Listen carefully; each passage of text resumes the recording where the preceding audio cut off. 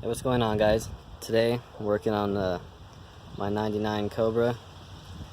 I got this car, you might recognize this car from another channel called All Muscle. It's my dad's channel, and we've had this car for a little while now, and he ended up giving it to me for my 18th birthday. I'm gonna turn 18 in a couple months.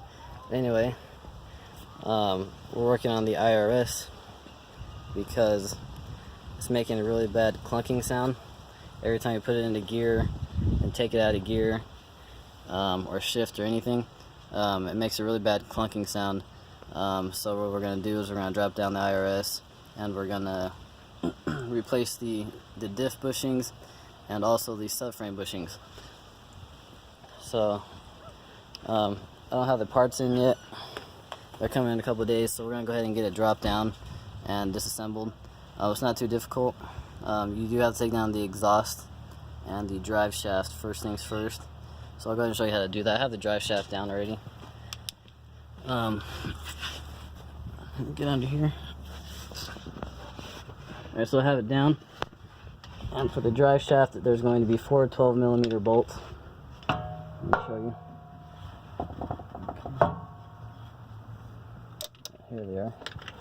There's 4 12mm bolts here. And also, before you take off your drive shaft, you do want to mark it. I marked mine with this paint marker here. I marked it here and also onto the drive shaft where it connected, so that way you can put it back in the same spot, because sometimes it will cause a really bad vibration and I don't want that, especially after I just got done fixing the car. So so go ahead and do that. After that, there's going to be 4 12mm bolts. These will be a little tight, especially if they're rusted on there. So be careful you don't strip them. You're going to need a wrench or a 12-point socket. I just went ahead and used a wrench. So next I'm going to go ahead and remove the exhaust. I'm going to remove it from the 2 exhaust hangers here, or the exhaust flanges. I'm going to take it off from here and here. Then I'm going to come to all the way back to the rear. Well, first you have to take off this, take it out of the exhaust hangers. There's one on each side, there's that one. Once you get it off from those 2 points, then at the very, very back, there's going to be a hanger in here. Leave these till last, so that way it doesn't fall on you. So there it is there.